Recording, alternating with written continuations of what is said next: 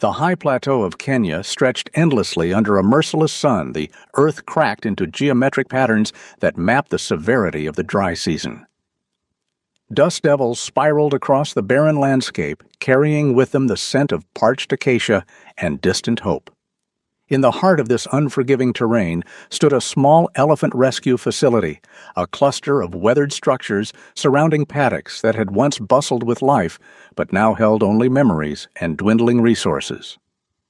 Naledi stood at the far corner of her enclosure, her trunk tracing patterns in the red dirt.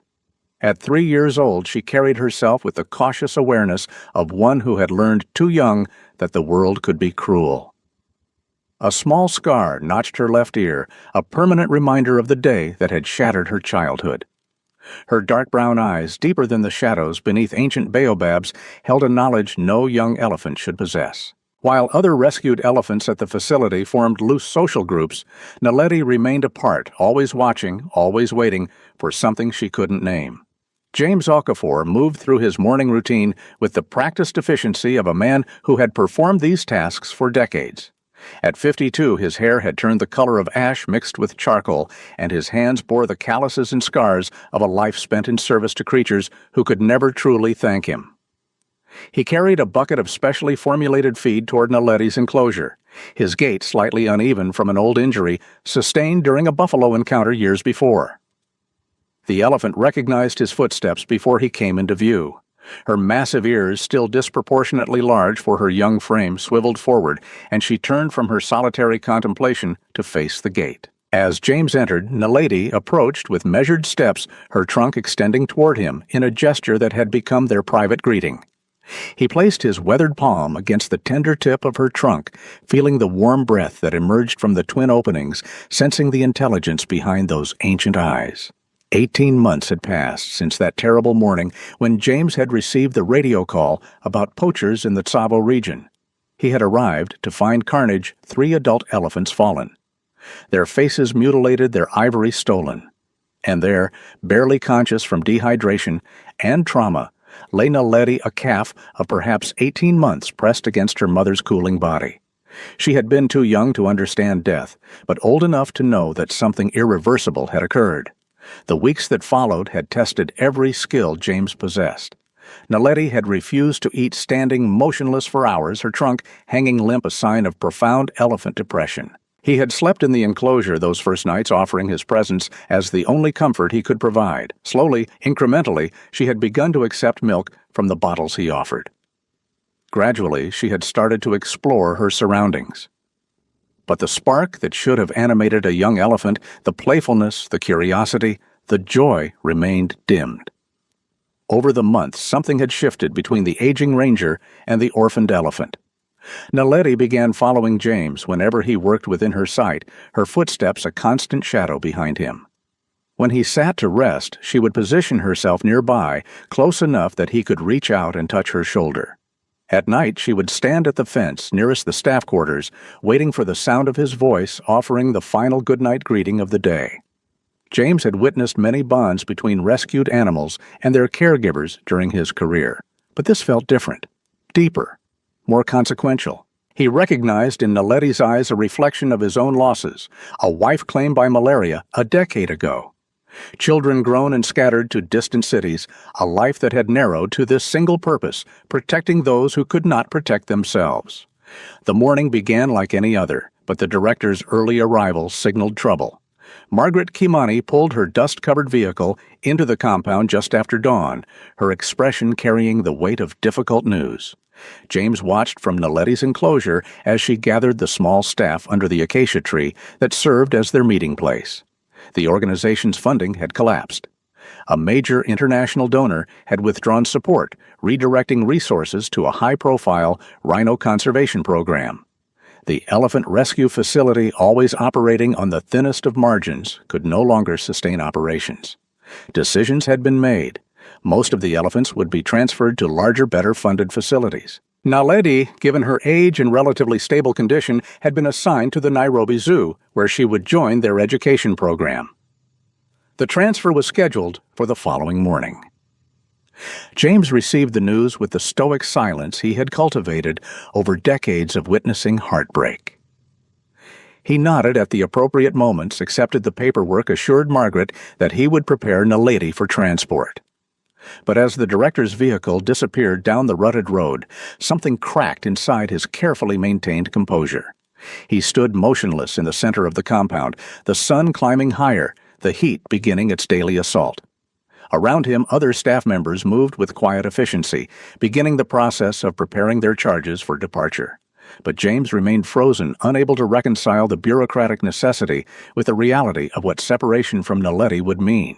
Throughout that long day, he maintained his routine with mechanical precision.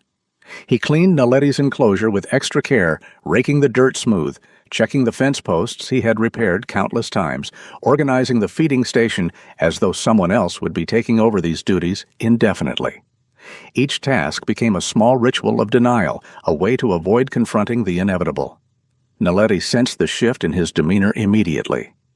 Elephants possess an extraordinary capacity for reading human emotion, interpreting minute changes in posture, breath, and movement.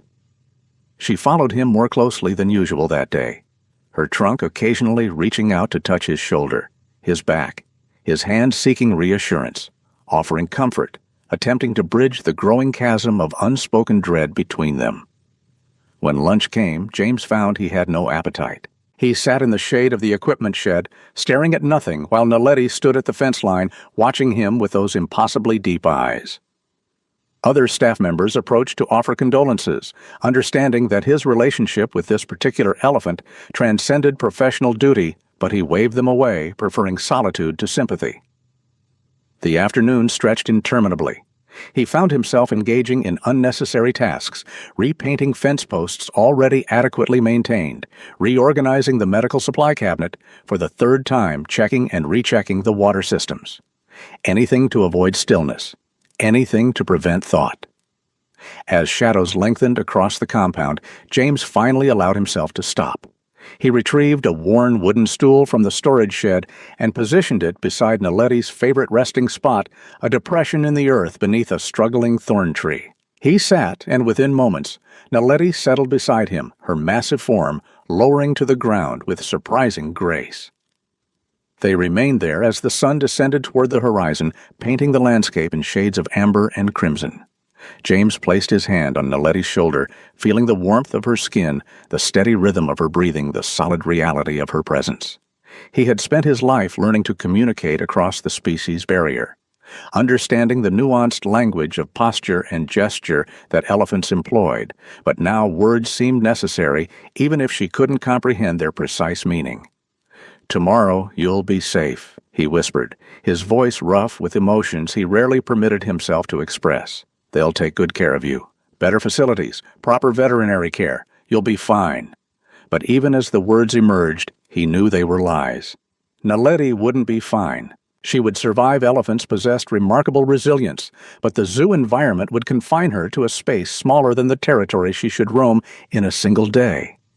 She would become a spectacle, an educational display, her existence reduced to scheduled feedings and tourist photographs.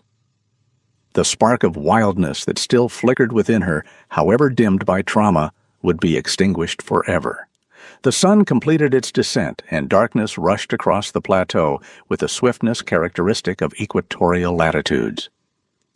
James remained beside Naledi as stars emerged overhead, the Milky Way spreading across the sky in a luminous band that had guided travelers across this landscape for millennia.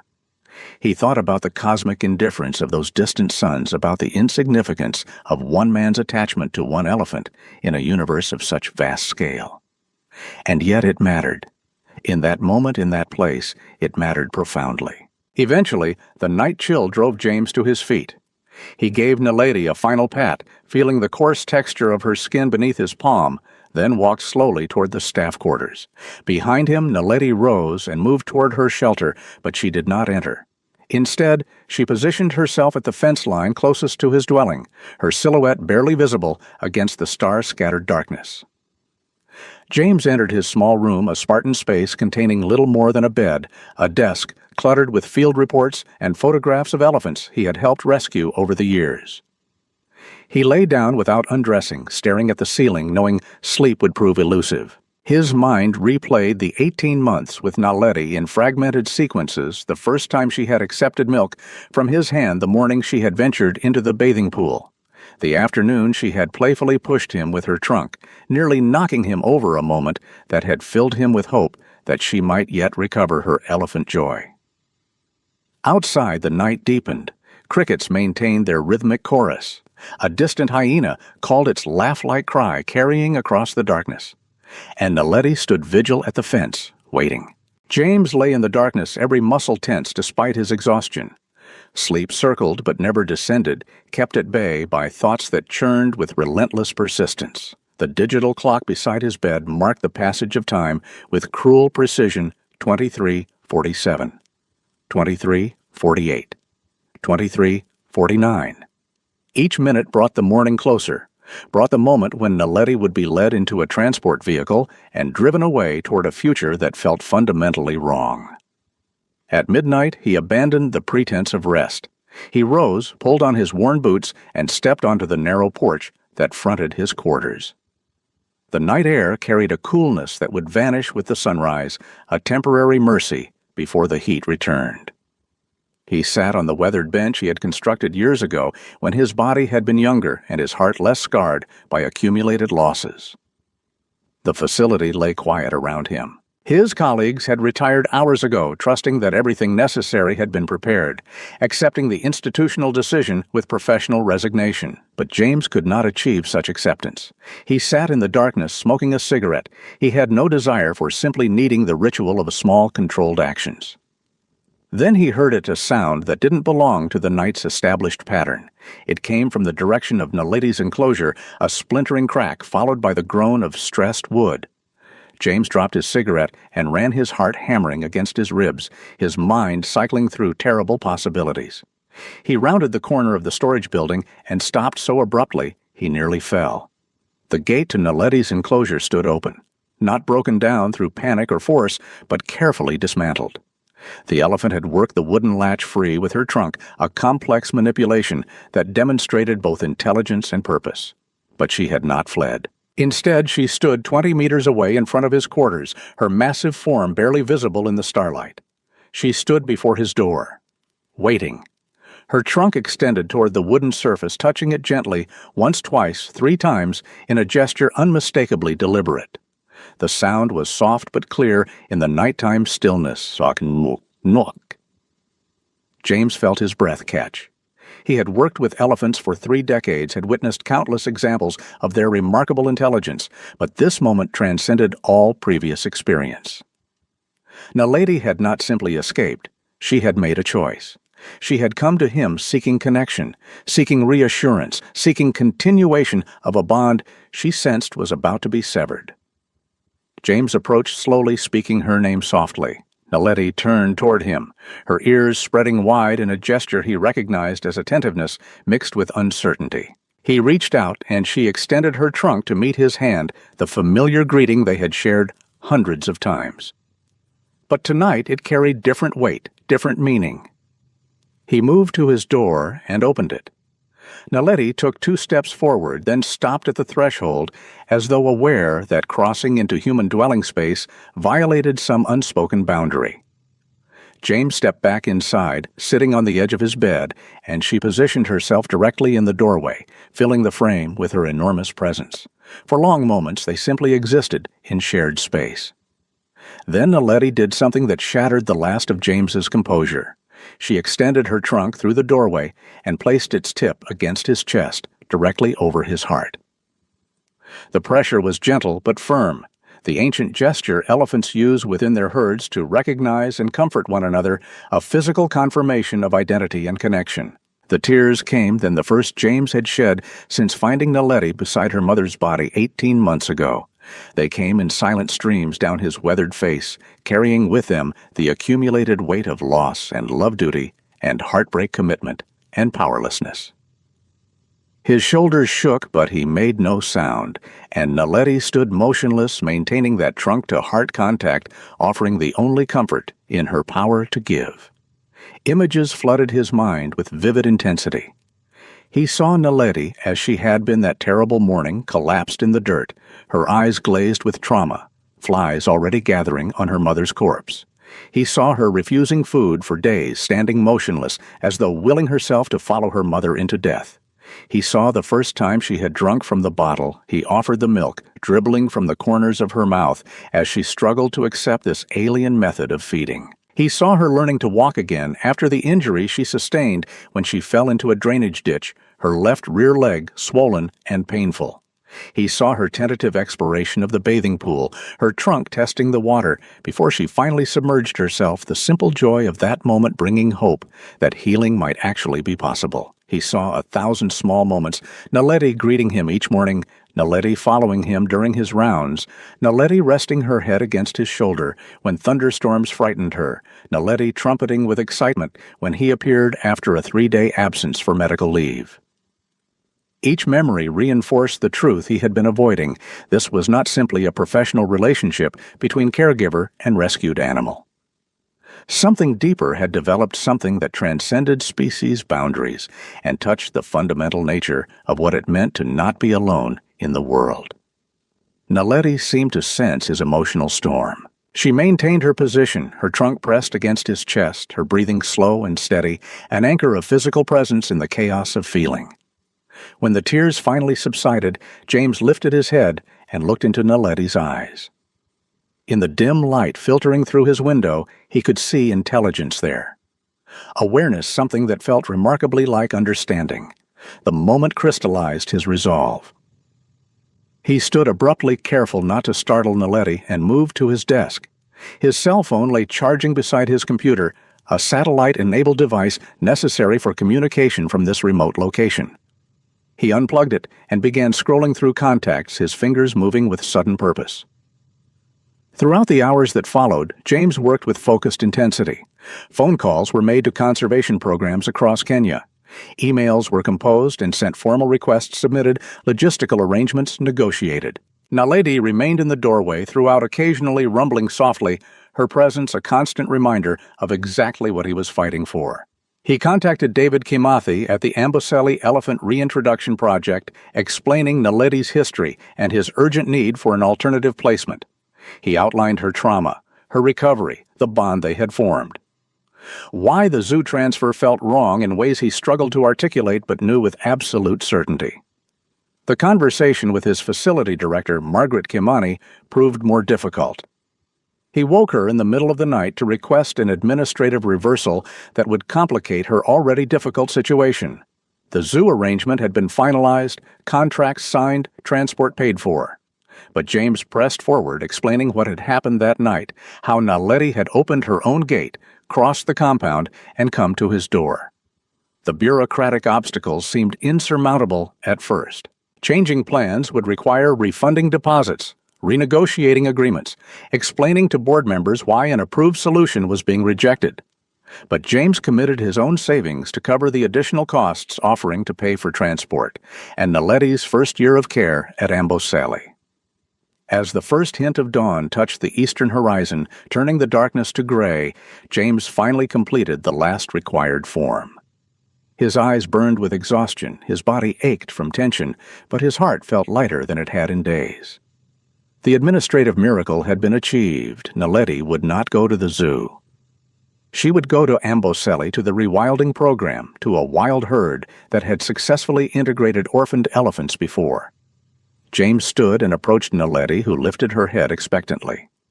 He placed both hands on the sides of her face, feeling the coarse hair that bristled around her temples, looking into those ancient knowing eyes. The understanding that passed between them required no words, only presence, only touch, only the recognition of bond, acknowledged and honored. Naledi responded with another low rumble, this one carrying a note that James, in all his years of elephant experience, could only interpret as relief. Together they watched the sun rise over the Kenyan plateau, painting the sky in shades of coral and gold, marking the beginning of a day that would have been an ending, but was instead becoming something else entirely, a beginning. The morning sun climbed with relentless intensity, transforming the plateau from the cool gray of dawn into a landscape of harsh light and sharp shadows. The Nairobi Zoo transport truck arrived first, right on schedule. Its driver surprised to find the facility director waiting with revised paperwork and explanations about the canceled transfer. The driver was not pleased. His route had been planned around this pickup, and the sudden cancellation created logistical complications. But Margaret handled the situation with professional efficiency, offering written documentation and assurances that the facility would cover any associated fees. James stood at a distance during this interaction, his hand resting on Naletti's shoulder. The elephant showed unusual agitation, her trunk swinging restlessly, her weight shifting from foot to foot. She sensed the tension in the air, understood that humans were gathered for purposes that concerned her. After the zoo vehicle departed, an unusual calm settled over the facility. The other staff members went about their duties with subdued efficiency, performing familiar tasks for what might be the final time. Financial reality was forcing the facility's closure. Within weeks, all the elephants would be dispersed, and the compound would stand empty. The Amboseli transport arrived at 12:15 p.m., 15 minutes late, but still within acceptable parameters. The vehicle was significantly larger and more sophisticated than the zoo truck, custom designed with climate control, padded walls, and monitoring systems that would track Naletti's vital signs throughout the journey. David Kimathi emerged from the passenger side, a tall man in his early 40s with the lean build of someone who spent more time in the field than behind a desk. His gaze immediately went to Naletti, and his expression shifted to focused professional assessment. He walked slowly around the elephant, observing her stance, her condition, the subtle signs that indicated overall health and temperament. While David reviewed the comprehensive medical file James had prepared, the transport team began their work. They extended the loading ramp, checking stability, ensuring the angle would be manageable. They activated cooling systems, tested monitoring equipment, ran through safety protocols with practiced precision. Naletti watched these preparations with wary interest. Her ears spread wide, listening to unfamiliar sounds. Her trunk extended toward the truck, testing the air, gathering information through scent. James could see tension building in her massive frame, the subtle shifts in posture that indicated rising anxiety. Time compressed and expanded simultaneously. For 18 months, every day had been structured around Naletti's care. His mornings began with her feeding, his evenings ended with a final check on her well-being. She had become the organizing principle of his existence, the purpose that gave shape to otherwise empty days. Now that purpose was about to drive away. David gave them privacy for the farewell. James approached Naletti, who turned toward him with immediate attention. He placed his hand on her forehead, feeling the warmth of her skin, the slight dampness from the day's heat. With his other hand, he touched the scar on her left ear, the permanent mark of the day her world had shattered. Naletti's trunk explored his face with delicate precision, tracing the contours of his features as though committing them to memory. Elephants could recognize individual humans after decades of separation. Their capacity for long-term memory was legendary. James wrapped his arms around her trunk in an embrace that probably looked absurd but felt like the only appropriate gesture for this moment. Then, with movement that felt both gentle and deliberate, Naletti pressed her forehead against James's chest, not forcefully, but with enough pressure that he had to brace himself. She held that position for several seconds. Recognition, gratitude, goodbye, before pulling back. James turned away ostensibly to wipe dust from his eyes. The loading process took 20 minutes. Naletti initially resisted balking at the base of the ramp, but James walked beside her, his hand on her shoulder, his presence offering steady encouragement. She trusted him enough to overcome her fear, and step by careful step, she ascended into the truck. The transport team secured her with padded restraints, attached monitoring sensors, checked her positioning, ensured she had access to water and feed for the journey. Throughout this process, Naletti remained surprisingly calm, as though she had made peace with this necessary transition. James stood outside the vehicle, looking up at the elephant who had defined his last 18 months. She looked back, her dark eyes unreadable, containing depths of experience and emotion that humans could only approximate understanding.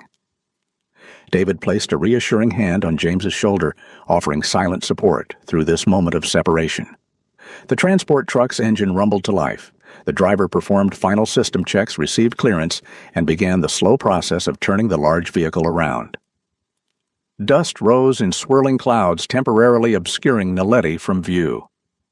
As the truck reached the facility's exit and began its journey toward the main road, James raised his hand in a gesture that was half wave, half benediction.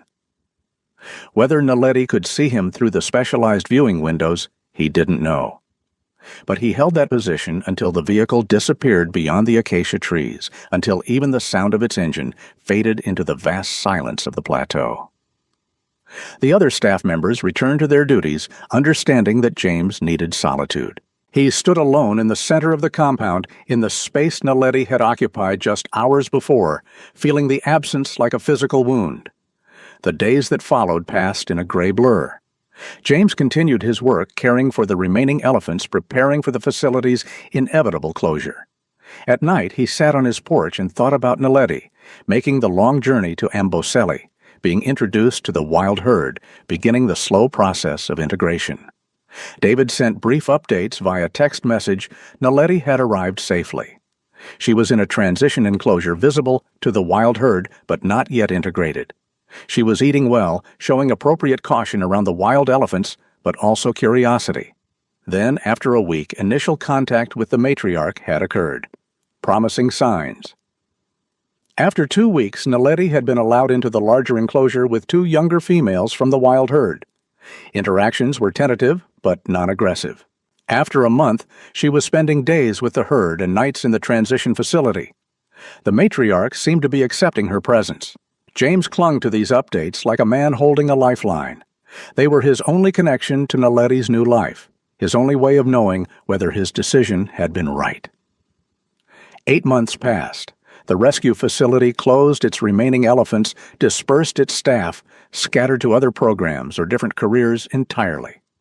James accepted a position with an anti-poaching unit based in Savo, different work but still connected to elephant conservation. He moved into a small house near the park boundary, beginning the process of building a new routine, a new purpose. Then, on a morning that began like any other, his phone buzzed with an incoming message from David, not a text but a photo. James opened it with trembling fingers.